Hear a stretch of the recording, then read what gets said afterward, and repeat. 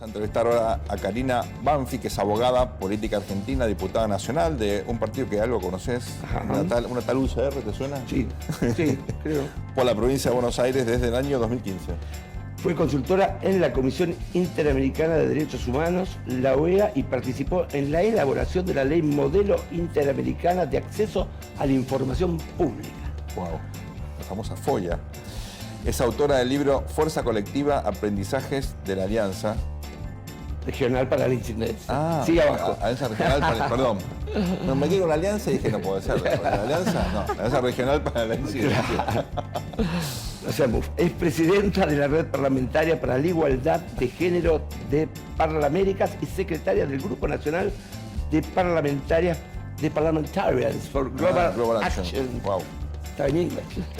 Karina, un placer tenerte. Gracias por venir. ¿Cómo les va? Bien. Muchas gracias Ahora por muy la bien. invitación.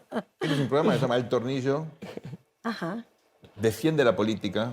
Tiene como objetivo mostrar que la política es fundamental para solucionar los problemas de la sociedad. Y es algo que nos falta, un tornillo. Nos equivocamos de nuevo, es verdad. No, yo estoy convencida. Estoy convencida que la política es el medio que une la voluntad de un montón de personas para generar una organización social, la que sea, la que elijan, y de esa manera tener una sociedad civilizada. Cuando falta política viene la anomalía, y cuando viene la anomalía viene el caos. Y estos cambios que estamos protagonizando, viviendo, participando y visualizando. No protagonizando, para bien, no nosotros. Protagonizando como la ñata contra el vidrio, ¿no? Claro. Decime. No, pero el voto no participa, ¿no es cierto? Es cierto. Es muy importante. Escúchame, Karina. ¿Son para mejor o para peor? Mira, yo creo que los procesos se atraviesan, la verdad. Depende, hay momentos. El otro día yo estaba pensando qué bien estábamos en los inicios, en toda la primera etapa de los 2000, ¿no? De la primera década del 2000 en Latinoamérica, donde vos tenías un nivel de apertura, de alternancia política, terminaba el PRI en México, aparecía la alternancia, tenías una floración latinoamericana en países estratégicos como Perú, el crecimiento de Paraguay. Argentina tenía kirchnerismo e iba por otro lateral, pero creo que se avanzó institucionalmente, democráticamente en un montón de lugares, y lo que nos damos cuenta ahora es que no lo sabíamos, que la estábamos pasando muy bien.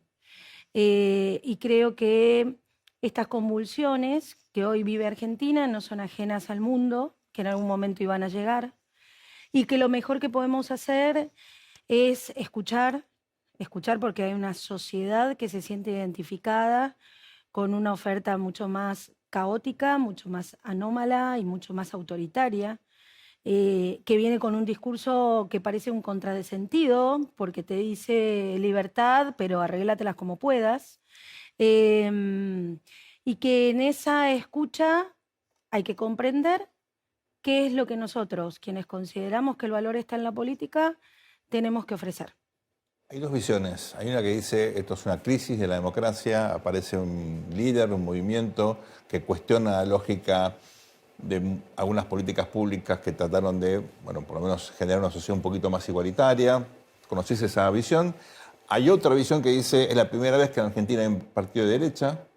Desde la ley Sáenz Peña la derecha nunca estuvo representada con un liderazgo nacional.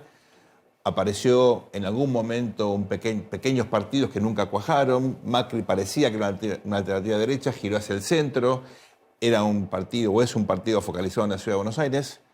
¿La democracia está más fuerte o más débil con la emergencia del fenómeno Milei, la libertad avanza y esta elección que, bueno, le da un tercio de la representación, por lo menos en la primaria? Yo creo que si vemos los resultados de las PASO, la democracia está en crisis. Y esto tiene que ver justamente porque hay un montón de gente que votó y que se expresó y que dijo, esto no sirve. Estos 40 años de democracia no me sirven, no me resolviste los problemas básicos, vivo a 1 hora de la capital federal y no tengo cloacas, no tengo una educación, qué sé yo soy de la provincia de Buenos Aires, post pandemia, seguimos bregando porque los chicos tengan 190 días de clases. mi hijo no tiene un trabajo y yo todavía sigo peleándola en negro y no tengo un trabajo y no me puedo jubilar y todo es culpa del político. Entonces, creo que lo que no ha logrado la democracia de estos 40 años es mostrar un Estado eficiente. No importa, nos enredamos si es chico, si es grande, si hay que achicarlo. Lo que me parece que está faltando es cómo hacemos que ese Estado que es necesario en su existencia como un ordenador social, principalmente para cubrir las necesidades de una minoría, de los sectores más desventajados, porque, a ver, no existe un Estado para los ricos, para los que tienen plata, no fue pensado esta estructura social para eso. Ellos tienen todo resuelto, no les resolvimos la seguridad. Y nos enredamos en la discusión si era un tema de derecha o de izquierda. No hay nada más progresista hoy que hablar de seguridad, porque la seguridad se la tenemos que resolver el tipo que sale a las 5 de la mañana todos los días a tomarse un bondi y pone en peligro su vida, le roban todo y tiene que volver a su casa y encima pierde trabajo.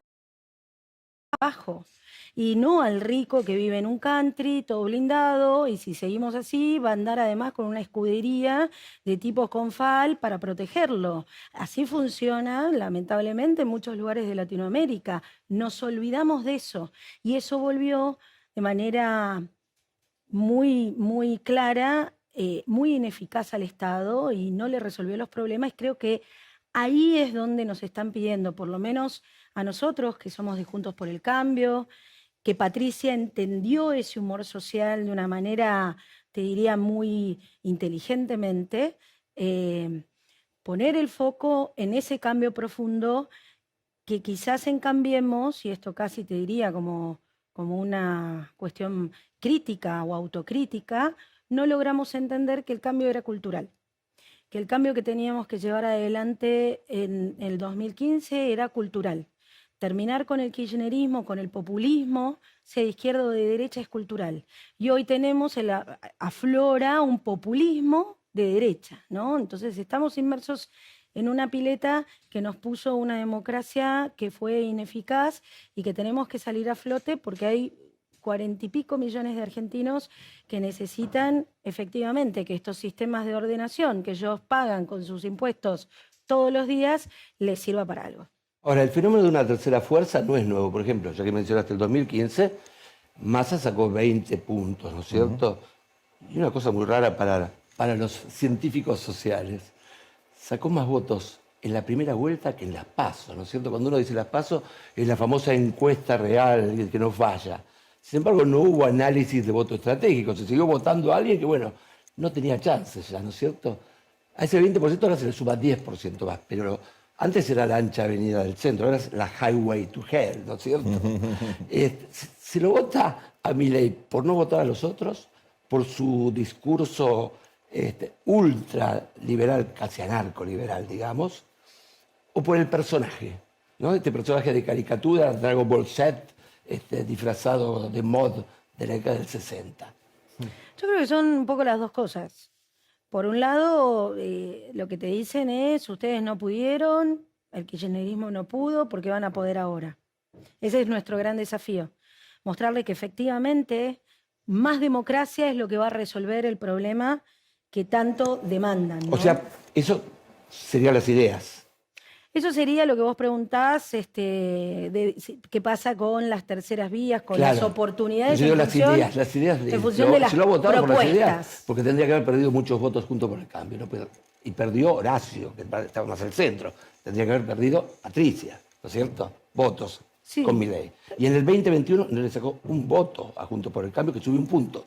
Sí. Todos los votos vinieron del peronismo, 2021. Sí. ¿No es cierto? También el personaje De Lisa Soldati. resume un malestar a cierto grupo de votantes que tendrá que Milei analizar, pero que nosotros en nuestro análisis lo contemplamos, que es este malestar que provoca el hecho de que todas las propuestas que vos me hacés o no las llevaste a cabo o me dijiste después que no podías o no resultaron en el impacto positivo que tenían que tener en mi vida, ¿no? Claro. Y que a veces la vida es mucho más cercana y ahí hay un punto interesante de ver qué pasa con las elecciones provinciales y municipales. Nosotros tenemos, por ejemplo, la elección de Chubut, que fue estratégica para Juntos por el Cambio, en donde gana Nacho Torres y Gustavo Mena, y 2 semanas después pierde con Milei en la nacional. Sin embargo, 2 semanas después, ahora este domingo, gana Ferrer en un municipio que es clave, es estratégico. Entonces, cuando vos sentís que la política está más cerca y te resuelve el problema, la cercanía, y vos tenés otro nivel de contacto, quizás sos más conservador, no te haces el loco en votar. Ahora, esto también demuestra la lejanía que tiene la cosa nacional y quizás muy centralizada en la capital federal, en la cosa Fue una revuelta federal centrista, casi. ¿no? Claro, unitaria que tiene la Argentina en función del espectro federal, en donde, bueno, el tipo de Jujuy poco le importa, está muy lejos de lo que percibe o siente la cosa nacional. Karina, cuando uno analiza el movimiento conservador en Brasil con Bolsonaro, Trump en Estados Unidos, con las diferencias que existen entre sí, obviamente mirando la Argentina, hubo una reacción cultural, política, a lo que se percibía, por lo menos sector de la sociedad, como una especie de vuelco igualitarista de defensas de minorías, derechos de tercera o cuarta generación. Era como lo que en Estados Unidos se llama la cultura woke, ¿no? Que es una cultura, acá diríamos, progre, ¿no? Bueno, vos sos defensora de los derechos de las mujeres, estás muy involucrada, estuviste muy involucrada en los debates como sobre la cuestión del aborto. ¿Qué sentís cuando ves esta reacción tan conservadora, casi yo diría poco liberal incluso, en un sector tan relevante de la sociedad argentina? Bueno, es algo que vengo analizando, no tendría una respuesta concreta. Primero porque te impacta, Me imagino. Impacta feo, ¿no? Impacta feo cuando además uno que conoce cierto liberalismo, y yo me considero una radical liberal, me encuentro con planteos que son contradictorios, ¿no? Porque para vender los órganos, efectivamente vos sos dueño de tu cuerpo, pero para abortar no sos dueña de tu cuerpo. Entonces ahí aparece otro patrón, y que creo que incluso no solo Javier Milei, sino su vicecandidata, vicepresidenta, lo dice muy claramente. La organización social del patriarcado es parte fundamental del partido libertario, La Libertad Avanza, porque hay que escucharla en todo su discurso, y en realidad ella está muy cómoda en el patriarcado, porque seguramente, bueno, le resulta una zona de confort. De esas ideas. A otras mujeres y principalmente aquellas mujeres que la tienen que pelear todos los días, que tienen que salir a laburar, que no han sido de los grupos más ventajados de la sociedad, que tienen que pelear para que su hijo no lo agarren de soldadito del Paco en la esquina. Esa mina, la verdad, entiende mucho más la necesidad de terminar con un patriarcado en donde quizás el novio, marido, esposo, pareja se borró y nadie le dijo, che, lo vamos a buscar con la policía para que pague alimentos, porque nadie lo persigue y se tiene que hacer cargo todos los días de sus hijos en una adversidad como puede ser el conurbano de la provincia de Buenos Aires. No le tenés que venir a explicar el patriarcado, lo tiene clarísimo. ¿Y sabés qué? Ese es un dato interesante. El 75% de las mujeres de la provincia de Buenos Aires nunca votarían a ningún candidato de La Libertad Avanza. Y principalmente en esta crisis que ha surgido en el marco de los senos familiares, ¿no? La falta de conversación política que se fue perdiendo, primero por la disputa entre kirchneristas y otros, ¿no? Nosotros veníamos diciendo casi como algo natural, no se puede hablar de política en la mesa del domingo. Y eso, lo naturalizamos, y lo que sucedió es que todos hicimos así. No hablábamos y hablábamos con el teléfono, y en el teléfono apareció Milei. Y Milei le habla a nuestros hijos todo el tiempo. Y si no le habla a Milei, le habla el fanático de Milei. Claro. Y entonces el padre y la madre, que de alguna manera orientaban ese voto de futuro, de proyección, de qué significa la política para la vida cotidiana de cada uno, te la terminó explicando Milei. Sí. Eso es lo que vamos a salir en estos 52 días que nos quedan, no para cambiar ni para dar vuelta a la elección, porque si ustedes ven los resultados definitivos, estamos casi en un empate técnico. Lo que vamos a hacer es justamente escuchar, entender qué es lo que necesita y explicarle cómo lo vamos a resolver, esto que muchas mujeres, principalmente de la provincia de Buenos Aires, que es la gente con la cual yo trabajo, vamos a llevar a votar el 22 de octubre, que se quedaron hoy en la casa, y van a votar por una mujer como Patricia, porque tiene justamente esa fuerza, ese coraje, esa convicción y esa necesidad de llevar adelante esta transformación profunda que nos están demandando. Ahora, Karina, por lo que te escucho, vos no estarías muy de acuerdo con Macri entonces cuando dice que estos dos exponentes de la política, Patricia Bullrich y Javier Milei, representan los dos el cambio ganó. Yo no lo escuché a Mauricio que haya dicho eso, pero si él dice sí, eso... yo lo escuché bien. Ok. No, yo creo que la única que realmente expresa el cambio y lo expresa en cada una de sus propuestas, en cada una de sus ideas, en donde te explica cómo lo va a hacer. Ayer la vimos, creo que la vimos todos, en Rosario, directamente en el nodo del problema. Y además hay todo un equipo atrás, hay intendentes, hay gobernadores, hay legisladores, hay dirigentes. Digo, eso no es menor, porque lo bueno que te muestra Patricia con, no sé cuánto debe medir, 1,50 m, que no lo va a hacer sola. Y que te muestra que es una persona totalmente real y que se equivoca y que después la arregla y que viene y te explica después con el que sabe cómo lo vamos a hacer, cómo lo va a hacer el que lo sabe hacer y cómo todos nosotros le vamos a dar esa legitimidad. Eso me parece que es el cambio que está esperando la gente cuando te hablo de un Estado eficiente. Porque la verdad, la gente, la señora esta del conurbano no importa si el Estado es grande o chico. Lo que le importa es si le resuelven los problemas. Y el problema es este. ¿Cómo lo haces eficaz? ¿Qué me dice Milei? ¿O qué yo escucho de Milei? ¿O qué veo de Milei? Un caballo de Troya.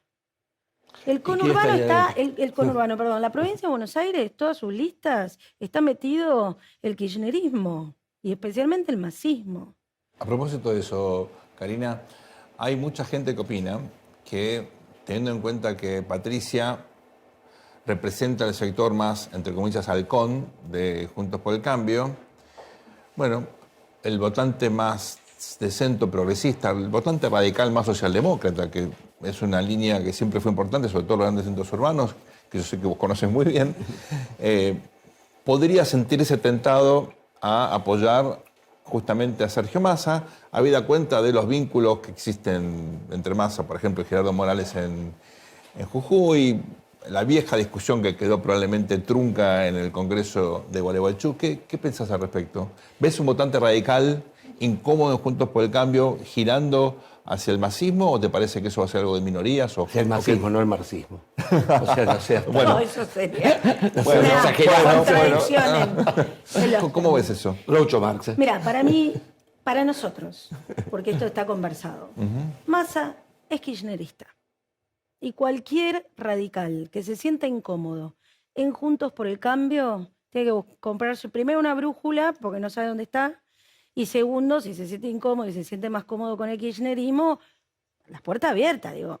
Tuvimos a Ricardito Alfonsín, que se fue, Moró. a Leandro Santoro, a Moró, lo van a recibir seguro con los brazos abiertos. Son la minoría, porque yo veo a los radicales no solo muy cómodos, sino entendiendo la transformación que ha significado para el partido la convivencia en una coalición como es Juntos por el Cambio, que ha perdurado en el éxito y en la derrota, ¿no? Porque tuvimos 4 años de gobierno y 4 años del ostracismo de la oposición. Y yo creo que este punto es clave y quiero repetirlo. No nos confundamos. Massa no es Massa. Massa dejó en el 19 dejó de ser Massa cuando valía 2% y se lo compraron en saldos Cristina, y hoy ¿Y no es un argumento entonces para votarlo es ese? el ministro que le da bola a Cristina y por eso no ha logrado incluso hacer las transformaciones necesarias para estabilizar la economía. Ok, déjame de hacer una pregunta absurda. Entonces, ese no es un buen argumento para votarlo, porque el problema de Alberto no fue que mandó Cristina, fue que no mandó nadie. Acá tenemos agobernabilidad. Y vos me estás diciendo que Massa es un jefe de gabinete del kirchnerismo. Puede ser bueno, entonces. Es como el Mario Es absurda Bros la del pregunta. gobierno, porque no tenés presidente, no sabemos dónde está. No tenés vicepresidenta, Hace 4 años. muda, solo habla para decir trato la ley de alquileres y me tratan el pleito Figueroa. No tenés jefe de gabinete, Rossi, a ver, Ahí ese estamos argumento esperando me en el gusta. Congreso. ¿Quién es el único que ves? Entonces Massa no A garantiza Massa. la coalición. Massa es Eso lo que el decís. gobierno que se votó en el 2019 y que representa a toda la bancada kirchnerista. Te voy a decir algo más. No hay ningún kirchnerista, o mejor dicho, la gente que votó a Massa y que le cae mal votarlo a Massa, lo votó a Massa porque la jefa dijo que había que votar a Massa. Entonces, es kirchnerista. Si el resto de la población quiere votar a un kirchnerista, ahí lo tiene a Massa. Sería Y si raro, no, que vote a Patricia. sería raro que los radicales voten a Massa porque se le fue el masismo. O sea, el electorado de ese 10% de los 20 que tenía en 2015, 10 que eran los sectores más clase media, votaron a Mauricio Macri. El otro 10%, básicamente con Urbano, votó a Massa. Así Este es. se le fue. Nos 10, quedamos sin más tiempo. 10, 20 puntos. ¿Por qué el peronismo está votando a Milei? Ah, buena pregunta. Buena pregunta. Yo la sé, pero esa como consultor la vendo. Yo creo que el peronismo Digan, no sé. tiene una...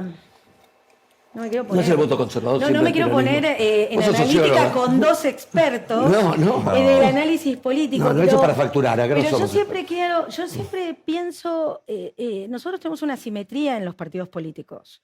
Vos tenés partidos liberales, partidos de conformación liberal, de profesionales o altruistas, ¿no? Que dicen, bueno, en mi tiempo libre voy a hacer algo.